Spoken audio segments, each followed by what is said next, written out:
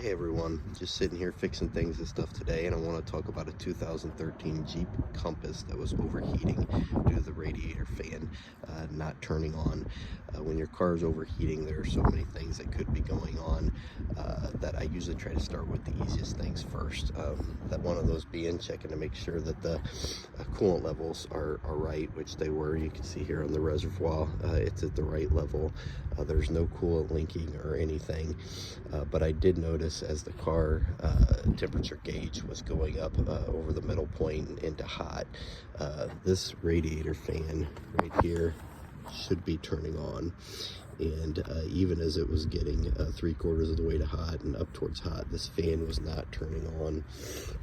So the first thing, the easiest thing to check, I should say, is to see if there's a blown fuse. And so you're going to go to your fuse box, which is here by the driver's side under the hood. You're going to want to pull these two things back, and you'll see you've got a chart on here.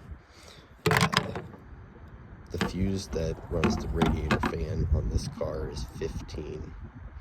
So that is this second one's middle 40 amp fuse right here.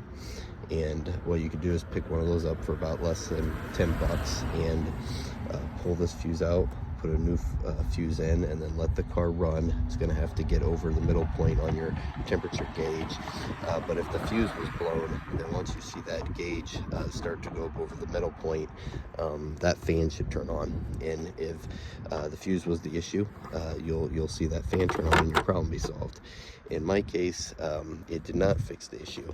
But a second point that is pretty easy to fix and could be a problem is the temperature sensor. So not the thermostat, but the temperature sensor, and it's responsible for detecting the heat of the car and sending the right signals to the fan and coolant systems. And that part is right here by the engine. And to get to it, you're going to take this engine cover off. You just come back here, pull up on that, pull up on the sides. I usually take the oil cap off first, then I put that to the side. Once that's off, you can get to this relatively easy. It's right here. This is the temperature sensor.